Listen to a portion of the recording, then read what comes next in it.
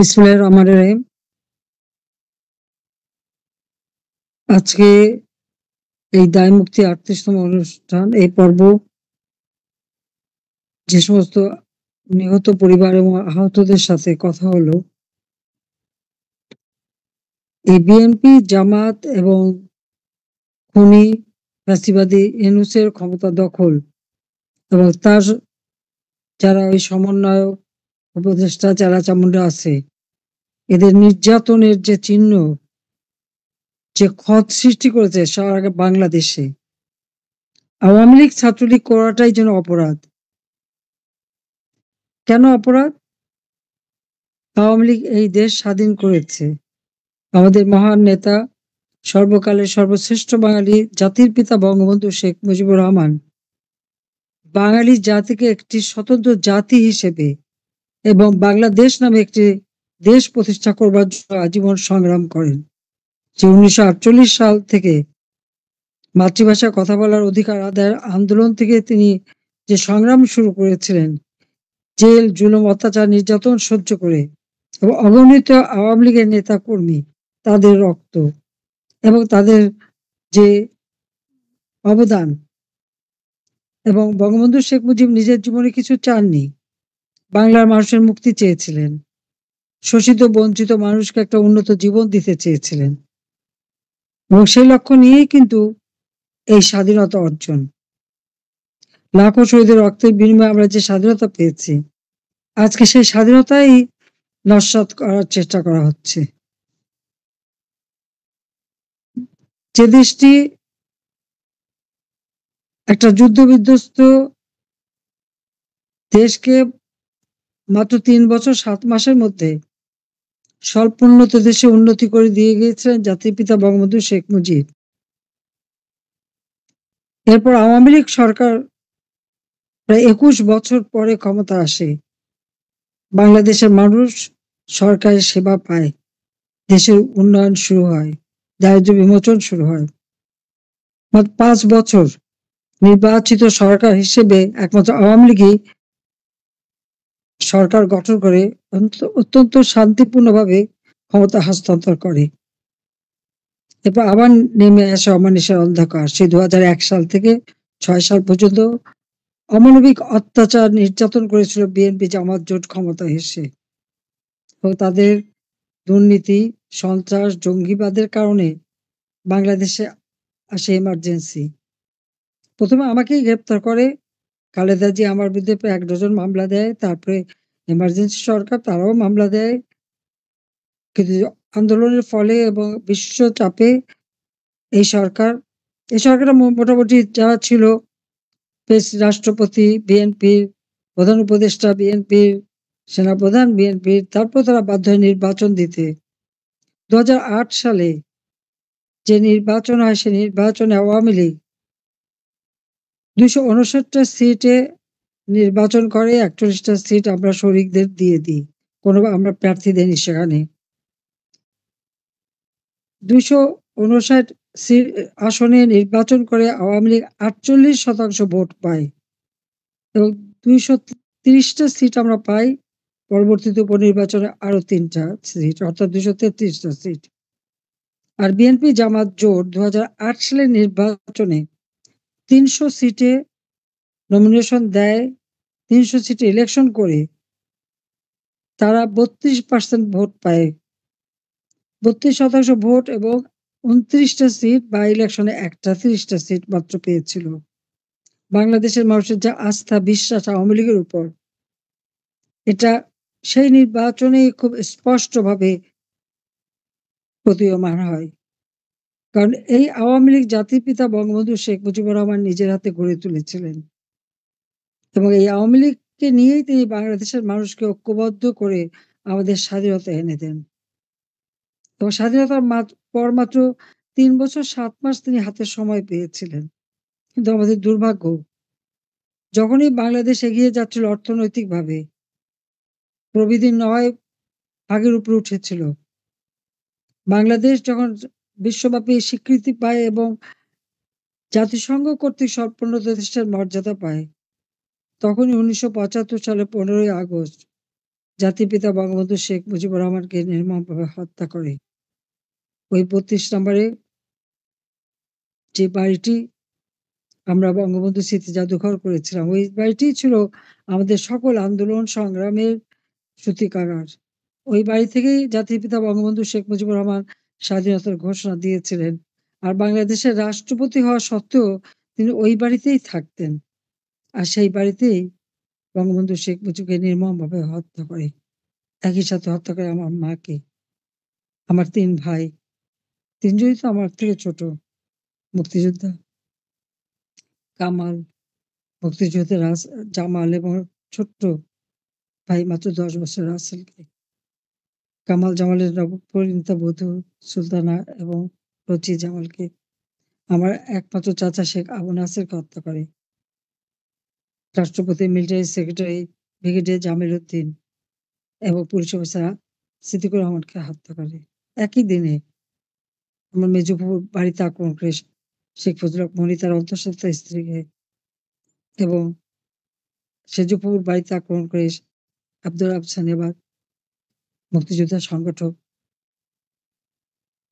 তার ১০ বছরের ছেলে আরিফ, ১৩ বছর মেয়ে বেবি, ৪ বছরের নাতি সুকান্ত সহ ভ্রাতুষ্পুত্র ভাগ্নে সহ ১৮ জন সদস্যকে নির্মমভাবে হত্যা করে।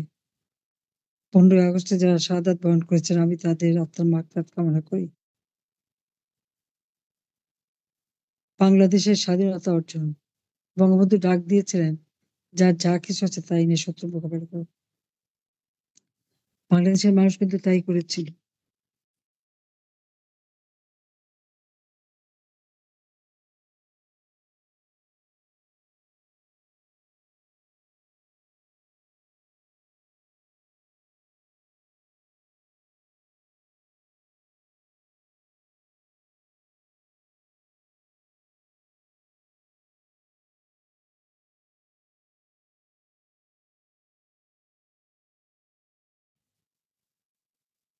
এদেশের মানুষের মহান আত্মত্যাগ এই স্বাধীনতা অর্জনে।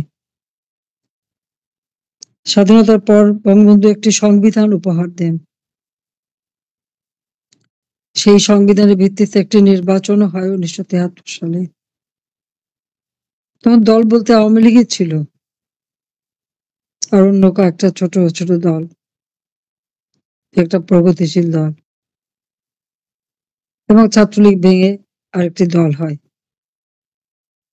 সেখানে আওয়ামী লীগই জয়লাভ করে। কিন্তু তারপরেই হত্যাকাণ্ড। দুর্ভাগ্য এদেশের মানুষের। শান্তিপূর্ণভাবে ক্ষমতা বদল একমাত্র আওয়ামী লীগ ৯৬ সালে যখন ক্ষমতায় ছিল, ৫ বছর পূর্ণ করে ২০০১ সালে শান্তিপূর্ণভাবে ক্ষমতা হস্তান্তর করেছিল। এছাড়া এদেশে আর কোনদিন শান্তিপূর্ণভাবে ক্ষমতা হস্তান্তর হয়নি। ১৫ই আগস্ট ১৯৭৫ সাল একবার যে মিলিটারি ক্যু হলো, এরপর থেকে বারবার ক্যু হয়েছে। মুক্তিযোদ্ধা অফিসারদের নির্মমভাবে হত্যা করা হয়েছে। কত মায়ের কোল খালি হয়েছে। হাজার, হাজার জওয়ানদের হত্যা করা হয়েছে। সেনাবাহিনীর প্রায় ৫৬২ জন বিমান বাহিনীর অফিসার এবং সৈনিকদের হত্যা করে। আর সেনাবাহিনীতে তো হাজার, হাজার সৈনিক।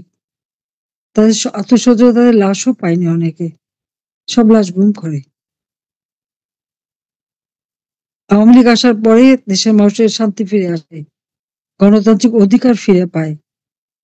এবং আওয়ামী লীগের একমাত্র সরকার ২০০৯ সাল থেকে ২০২৪ সালের ৫ই আগস্ট পর্যন্ত বাংলাদেশে ধারাবাহিকভাবে গণতন্ত্র ছিল।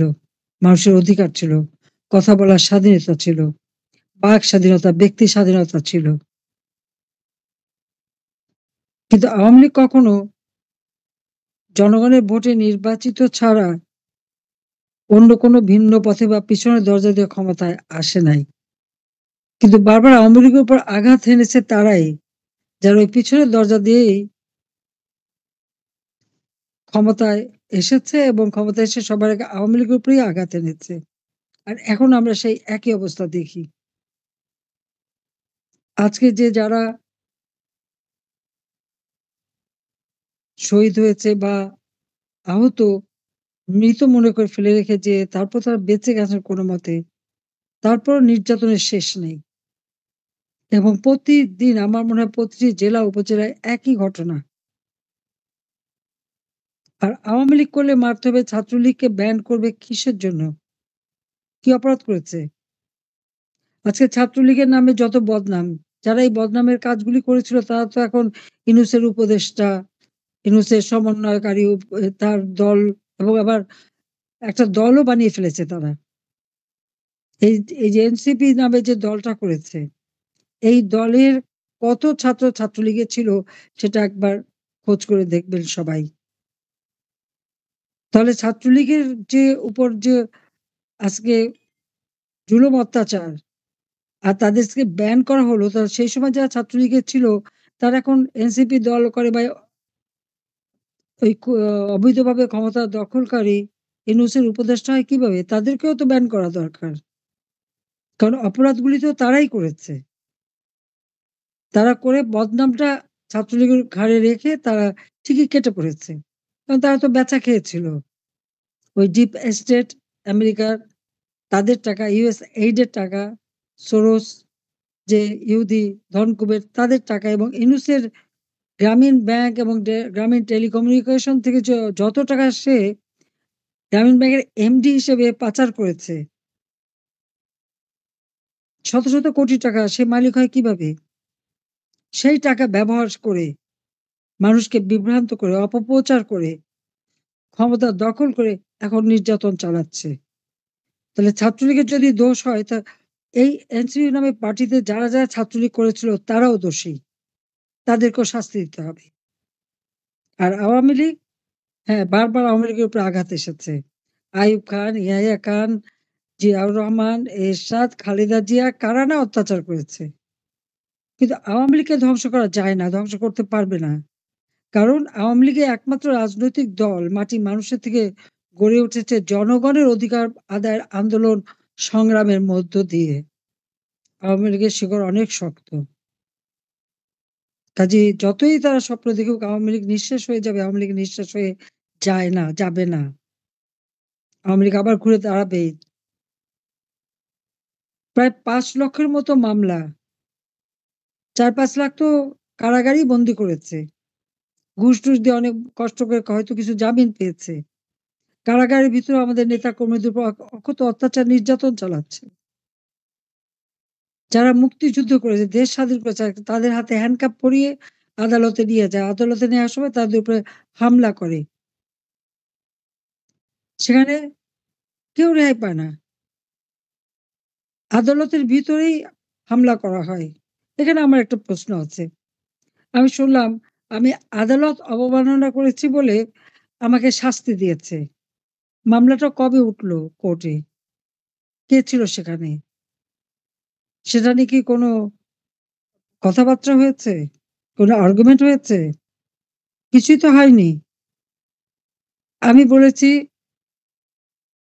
আমার অপরাধ কি? আমার বিরুদ্ধে ২২৭ টা হত্যা মামলা দেওয়া হলো। তো আমি বললাম যে, "আমি কখন হত্যা করলাম? ২২৭ টা হত্যা করে ফেলেছি। সেজন্য আমার বিরুদ্ধে হত্যা মামলা, এবং সেই সাথে আমাদের অগণিত নেতাকর্মী। এমনও মামলা আছে যে মামলায় আমি ১ নাম্বার আসামি, আর বাকি ৮,০০০ লোক আসামি। একটা এলাকা ধরে আওয়ামী লীগের যত নেতাকর্মী জেলা উপজেলায় সবাইকে আসামি করে রেখে দিয়েছে।" তো আমি বলেছিলাম যে ২২৭ টে মানুষকে খুন করেছি বলে যে মিথ্যা মামলা দিল, তো একটা খুন করলেও যে শাস্তি, আর এত খুন করলেও তো সেই শাস্তি। তো এই ২২৮ জন, ২৭ জন মারার লাইসেন্সই তো দিয়ে দিল আমাকে। এটা নাকি আদালত অবমাননা। তখন আদালত কোথায় ছিল? আদালত কি আছে? আইসিটি করা হয়েছিল যুদ্ধ অপরাধীদের বিচারের জন্য। সেখানে অন্য বিচার হয় কিভাবে? আর যে আইন ১৯৭৩ সালে পার্লামেন্টে পাস হয়েছে, সেই আইন সংশোধন করছে কে? সংবিধান লঙ্ঘনকারী, অবৈধভাবে ক্ষমতা দখলকারী ইউনূস এবং তার লোকেরা। আর ওই আইসিটি আজকে কারা আছে? চেয়ারম্যানকে, সে যুদ্ধ অপরাধীদের বিচার যখন আমরা করেছি, তাদের ডিফেন্সে যারা ছিল তারাই আজকে এই আইসিটির চেয়ারম্যান, চিফ প্রসিকিউটর এবং তাদের আইনজীবী, তারাই সব। এবং তারা তো এই যুদ্ধ অপরাধীদের বিচার যে করেছে সেজন্য প্রতিশোধ নিচ্ছে আমার উপর। এখন তো 450-র উপরে মামলা, তার মধ্যে বোধহয় 240টাই হবে হত্যা মামলা। তাহলে আমি আবারও বলবো, এই 440টার মতো হত্যা মামলা, আর বাকি বোধহয় এদিক ওদিক কি করেছে জানি না। তার মানে 440টা হত্যা মামলা মানে কি? আমি তো এই হত্যা করি নাই, কিন্তু তারাই আমাকে দিয়ে এই হত্যার দায় আমার উপর চাপিয়ে এই 440 জন হত্যা করার সুযোগটা সৃষ্টি করে দিল। তাহলে আবার শাস্তি দেয় কেন? আর এই সাজাটা কে দিল? তো অবৈধ উম ক্ষমতা দখলকারীর অবৈধ কোর্ট, যার কোনো লিগ্যাল রাইট নাই, বৈধতা নাই। আর যে দেশে হাতে অস্ত্র নিয়ে চিফ জাস্টিসের উপর আক্রমণ করে, তার বাড়ি আক্রমণ করে, তাকে দিয়ে জোর করে পদত্যাগ করায়। নির্বাচন কমিশন, পাবলিক সার্ভিস কমিশন, মানবাধিকার কমিশন, সবই তো শিক্ষক, বিশ্ববিদ্যালয়, কলেজ, স্কুলের শিক্ষক, প্রিন্সিপাল সকলের উপরেই এই লাঠিসোঁটা হাতে নিয়ে ছাত্র নামধারী আর তাদের এই সন্ত্রাসী জঙ্গিরা তারা আক্রমণ করে করে সবাইকে পদত্যাগ করানো এবং সবাইকে বিদায় দেওয়া। এটা কোন ধরনের কথা? এ তো প্রতি পদে পদে মানবাধিকার লঙ্ঘন করা। আজকে বাংলাদেশের যে সর্বনাশ হয়েছে, সেই বাংলাদেশের সর্বনাশের জন্য দায়ী কে? দায়ী হচ্ছে এই ডক্টর মোহাম্মদ ইউনূস এবং তার ক্ষমতার লোভ। তার এই ক্ষমতার লোভের জন্য একটা দেশ, যে দেশটা উন্নয়নশীল দেশের মর্যাদা পেয়েছিল, সেই দেশটাকে তারা ধ্বংস করেছে। কাজী এই বাংলাদেশের সর্বনাশের জন্য দায়ী ইউনূস। কাজী ইউনূসকেই আসামি করতে হবে। এবং ইউনূস নিজেই সে কথা বলেছেন। সে তো একটা অনুষ্ঠানে বক্তৃতায় বলেই ফেললো যে সর্বনাশের জন্য সে নিজেই দায়ী, সে নিজেই আসামি। সে পরিবেশ রক্ষা সবাই মিটিং করতে যেয়ে একথা নিজেই বলেছে যে সেই সর্বনাশের জন্য সেই দায়ী এবং সেই আসামি। তাহলে ঠিকই বলেছে। মানে একই অপরাধ সে প্রতিদিন করে যাচ্ছে। এই অপরাধের কোনো সীমা নাই। বাংলাদেশে গুণীজনের কোনো সম্মান নাই। শিশু, নারী, তাদের কোনো অধিকার নাই। প্রতিনিয়ত শিশু ধর্ষণ, নারী ধর্ষণ হচ্ছে, কিন্তু কোনো সংবাদ কেউ দিতে পারবে না, পত্রিকায় বা রেডিও, টেলিভিশন, কোথাও কোনো সংবাদ পরিবেশন করা যাবে না। সাংবাদিকদের উপর যে নির্যাতন হয়েছে, 38 জন কারাগারে বন্দী, 8 জনকে তারা হত্যা করেছে। আর প্রায় 3-4 হাজার সাংবাদিক আজকে চাকরিহারা, অ্যাক্রেডিটেশন কার্ড নাই, কোনো কাজ নাই। বিটিভি থেকে শুরু করে বিভিন্ন টেলিভিশন এবং রেডিও, সংবাদপত্রের প্রতিনিধি, একবার জেলা উপজেলা পর্যন্ত যারা ছিল সবাইকে চাকরি থেকে বিদায় দিয়ে দিয়েছে। কোনো সাংবাদিক কোনো কথা বললেই তাদের ভয়। 13টা মানে বিটিভি সহ 13টা বেসরকারি টেলিভিশন এবং সরকারি বিটিভি আগুন দিয়েছে। আগুন দিয়ে জ্বালিয়ে পোড়ানো, সব এটাই তাদের একটা চরিত্র। এর জন্য এই অপরাধ প্রতিদিন হচ্ছে। অস্ত্রধারীদের লেলিয়ে দিয়ে হত্যা, গুম, খুন, গ্রেপ্তার, মব জাস্টিস না মব সন্ত্রাসী। এই মব সন্ত্রাসী করেই মানুষকে মারা এবং তাদেরকে আবার পুলিশে ধরিয়ে দেয়। যে অত্যাচার ইউনূস করে যাচ্ছে, ক্ষমতা দখল করার সাথে সাথে এ পর্যন্ত যে ঘটনা সে ঘটিয়েছে বাংলাদেশে, পাকিস্তানি হানাদার বাহিনী 1971 সালে গণহত্যা করেছিল, বুদ্ধিজীবী হত্যা করেছিল। এই যুদ্ধাপরাধী যাদের আমরা বিচার করেছি তারা তখন যুবক ছিল, কেউ ছাত্র ছিল। এরাই তো এই হত্যাকাণ্ড, নারীদের ধরে ধরে পাকিস্তানি ওই সেনাবাহিনীর ক্যাম্পে দিয়ে তাদের উপরে পাশবিক অত্যাচার, নির্যাতন এরাই তো করিয়েছে। আর তাদেরকেই আজকে ক্ষমতায় বসেছে, ইউনূসের ক্ষমতার শক্তি কারা? সেই যত জঙ্গি সন্ত্রাসী, আন্তর্জাতিকভাবে যে সন্ত্রাসী গ্রুপগুলি তাদেরকে সারা বিশ্ব যাদেরকে ব্যান্ড করে দিয়েছে, যাদের কোনো স্বীকৃতি নাই, আজকে তারাই ইউনূসের ক্ষমতার মানে ক্ষমতার দখলের হাতিয়ার। তারাই হচ্ছে তার শক্তি, ক্ষমতার শক্তি। কাজেই তার যে অপরাধ, কত মায়ের কোল খালি করেছে, কত বোনকে বিধবা করেছে, কোন সন্তানকে পিতা-মাতা হারা করেছে। সেখানে নারী পুরুষ নির্বিশেষে অকাতরে তারা মানুষ হত্যা করেছে। আওয়ামী লীগের নেতা কর্মীদের কারো কোনো ঘর নাই, বাড়ি নাই, ব্যবসা প্রতিষ্ঠান নাই। আর ইউনিসেফ দেওয়া তথ্য নিয়ে জাতিসংঘের মানবাধিকার এক তথ্য প্রচার করলো কি ১৪০০ লোক মারা গেছে।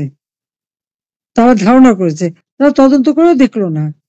অথচ ইউনিসেফ যে গেজেট সেখানে দেখা যায় ৮০০ কত ৩৩ জন না ৮০০ র উপরে লোক মারা গেছে, তাদেরকে আর সাহায্য দেওয়ার সময় ৬০০ নাকি পেল। টাকা তো অনেক।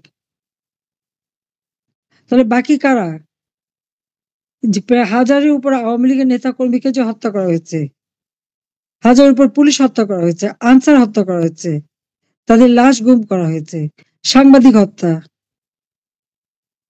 আইনজীবী হত্যা। কই তাদের নাম-টাম তো নেই এখানে। আবার ওই তালিকায় যাদের নাম আছে তার মধ্যে অনেকেই আবার জীবিত হয়ে ফিরে এসেছে। অনেকে আবার অ্যাক্সিডেন্টে মারা গেছে, কেউ হার্ট ফেল করে মারা গেছে, কেউ হয়তো অন্যভাবে মারা গেছে। সবার নামের মধ্যে এমনকি হোটেলে, যশোরে হোটেলে যে আগুন দিল, সেই আগুনে পুড়ে যারা মারা গেছে অথবা গাজী টায়ারে আগুনে যারা পুড়ে মারা গেছে, তাদেরও নাম এখানে শহীদের খাতায় লেখা। কিন্তু সেখানে পুলিশের নাম নাই। আর এই যে হত্যাকাণ্ড যারা হয়েছে সব দায় মুক্তি দিয়ে দেওয়া হয়েছে। কারণ এদের কোনো বিচার হবে না। তারা পুলিশ হত্যা, সংখ্যালঘু হত্যা, নারী হত্যা, শিশু হত্যা, এমনকি আইনজীবী হত্যা, যত হত্যাকাণ্ডই ঘটাক এবং যত কিছু আগুন দিয়ে পোড়াক, সেই মেট্রো রেল থেকে শুরু করে বিটিভি, বিআরটিসি ভবন থেকে শুরু করে দুর্যোগ মন্ত্রণালয়ের সব যে পুড়িয়ে জ্বালিয়ে ছারখার করেছে, আওয়ামী লীগের অগণিত নেতাদের ঘর বাড়ি জ্বালিয়ে পুড়িয়ে দিয়েছে। বঙ্গবন্ধু স্মৃতি জাদুঘর, মুক্তিযুদ্ধ জাদুঘর, সেগুলি পর্যন্ত আগুন দেওয়া। আর আমাদের তো সবই গেছে। অজয় সাহেবের বাসা সুদ্ধা সদন থেকে শুরু করে সবই আগুন দিয়ে পোড়ানো, লুটপাট। আর প্রত্যেকটা এমপি হোস্টেলের এমপিদের কামরা, সেগুলি ডাকাতি করা, চুরি করা, লুটপাট করা। প্রত্যেকটা মিনিস্টারের বাড়ি লুটপাট, চুরি করা, ডাকাতি করা। এসব অপরাধ যারা করেছে তাদেরকে ডক্টর ইউনূস ইনডেমনিটি দিয়েছে, দায় মুক্তি। কারণ এদের কোনো বিচার হবে না। আর সব মামলা দিয়েছে আওয়ামী লীগের নেতা কর্মীদের বিরুদ্ধে। তা ইউনূসের এই ১০ মাসের রাষ্ট্র পরিচালনায় আজকে বাংলাদেশকে যেখানে নিয়ে গেছে, সারা বিশ্বব্যাপী বাংলাদেশ আজকে একটা জঙ্গি রাষ্ট্রে পরিণত হয়েছে। যে সম্মান আওয়ামী লীগ আমলে, আওয়ামী লীগের ১৫ বছর ৭ মাসে বাংলাদেশ সারা বিশ্বে উন্নয়নের রোল মডেল ছিল। পৃথিবীর শক্তিশালী একটা অর্থনীতির দেশ। দক্ষিণ এশিয়া, সাউথ এশিয়াতে ২য় স্থান, এশিয়াতে ৯ম স্থান। সারা বিশ্বে ৩৫তম শক্তিশালী অর্থনীতির দেশ হিসেবে যে গড়ে উঠেছিল, আজকে তার সম্পূর্ণ ধ্বংস। কোনো বিনিয়োগ নেই, একের পর এক ইন্ডাস্ট্রি বন্ধ, একের পর এক আমাদের শ্রমিকরা চাকরি হারাচ্ছে। প্রায় ১.৫ লাখ ২ লাখ শ্রমিক আজকে কর্মহীন। গার্মেন্টস শ্রমিকরা চাকরি হারাচ্ছে। অর্ডারগুলি চলে যাচ্ছে অন্য দেশে। ইন্ডাস্ট্রি একের পর এক বন্ধ হয়ে যাচ্ছে। ব্যবসায়ীরা ব্যবসা করতে পারছে না। দিনমজুর, শ্রমিক, রিকশাওয়ালা কেউ কাজ পাচ্ছে না। এমনকি কৃষকরা ন্যায্য মূল্যে তার উপকরণ পায় না। উৎপাদিত পণ্যের ন্যায্য মূল্য পায় না। এমনকি সেচ, যেখানে সেচ দেওয়া হয় সেগুলিও দখল। যা ফসল হবে তা আবার ওই বিএনপি জামাত বিএনপি আর শিবিরের গুন্ডারা দখল করে রেখেছে। তাদেরকে ভাগ দিতে হবে। তারাও নির্যাতিত। আজকে সব শ্রেণী পেশার মানুষ চরমভাবে নির্যাতনের শিকার। আর বাংলাদেশটাকে একটা ধ্বংসস্তূপ। সারা বাংলাদেশ আজ ক্ষত-বিক্ষত। এই যে অপরাধগুলি করেছে, এই অপরাধের যদি আমি তালিকা করতে যাই, তাহলে আমার তো মনে হয় বঙ্গোপসাগরে যত পানি সেটা যদি কালি হয়, আর সুন্দরবনের যত গাছ আছে সব যদি কলম হয়, তো লিখেও শেষ করা যাবে না। তার অপরাধের হিসাব লিখেও শেষ করা যাবে না ইউনূসের এইরকম কর্মকাণ্ড। কাজে এর হাত থেকে দেশকে রক্ষা করে ধ্বংসের হাত থেকে দেশকে বাঁচাতে হবে। তাই এদেশের সকল, অন্তত যাদের একটু বিবেক আছে, যাদের একটু চিন্তা আছে, আমি বলব ভয় ভীতি সব বাদ দিয়ে সবাই করে ঐক্যবদ্ধ হন। এই দুঃশাসনের হাত থেকে আমাদের মাতৃভূমিকে রক্ষা করেন। এই দুঃশাসনের হাত থেকে দেশের মানুষের জীবন মান রক্ষা করেন। মেয়েদের আজকে কোনো অধিকার নাই। সন্ধ্যার পরে মেয়েরা বাইরে বেরোতে ভয় পায়। অবশ্য আন্দোলন করেছিল যারা, তারাও এখন ভীত সন্ত্রস্ত। কয়েকজন দুর্নীতি করে লুটেপুটে খাচ্ছে। দেখতে, দেখতে শত কোটি টাকার মালিক, হাজার কোটি টাকার মালিকও হয়ে গেছে। ৯০,০০০ কোটি টাকা শেয়ার মার্কেটের নাই, লোপাট। ১৮ টা ব্যাংক অচল। সবকিছু ইউনূসের পকেটে। আগেই তো বললাম যে বঙ্গোপসাগরের সব পানি দিয়ে কালি বানালে আর সুন্দরবনের সব গাছ দিয়ে যদি কলম করা হয় তো সেটা দিয়ে লিখলেও ইউনূসের অপরাধের কথা লিখে শেষ করা যাবে না। এটা হলো বাস্তব কথা। কাজে সমস্ত অপরাধের জন্য সে একাই দায়ী। সে একটা দেশ বিধ্বংসী জীব। ইউনূস হচ্ছে বাংলাদেশ বিধ্বংসী জীব। কাজে সে একটা পরজীবী। তার সাথে যারা আজকে উপদেষ্টা সবই তো বিদেশী নাগরিক। তার নিজের কয়টা পাসপোর্ট আছে সেটাই সন্দেহ। কাজে এর হাত থেকে, এই বিধ্বংসী জীবের হাত থেকে, যার নাম ডক্টর ইউনূস, ফ্যাসিস্ট, তার হাত থেকে দেশকে রক্ষা করার জন্য সকলকে ঐক্যবদ্ধ হয়ে নামতে হবে। আর যারা আহত নিহত, যারা আপনারা একটু বিত্তশালী বা সে প্রবাসে সকল আপনারা সহযোগিতা করে যাচ্ছেন তাদেরকে ধন্যবাদ জানাই এবং এদের পাশে দাঁড়ান। আর আল্লাহ যখন দিন দেবে অবশ্যই যারা স্বজনহারা বেদনা নিয়ে অথবা সবকিছু হারিয়েছেন, আমি আমার সাধ্যমতো তাদের পাশে দাঁড়াবো, তাদের সব ধরনের সহযোগিতা দেব। বোধহয় এই অপরাধীদের বিচার করার জন্যই আল্লাহ আমাদেরকে বাঁচিয়ে রেখেছেন। তা নিশ্চয়ই দিন আসবে। আমার আল্লাহর উপর ভরসা আছে, বাংলাদেশের জনগণের উপর আমার ভরসা আছে।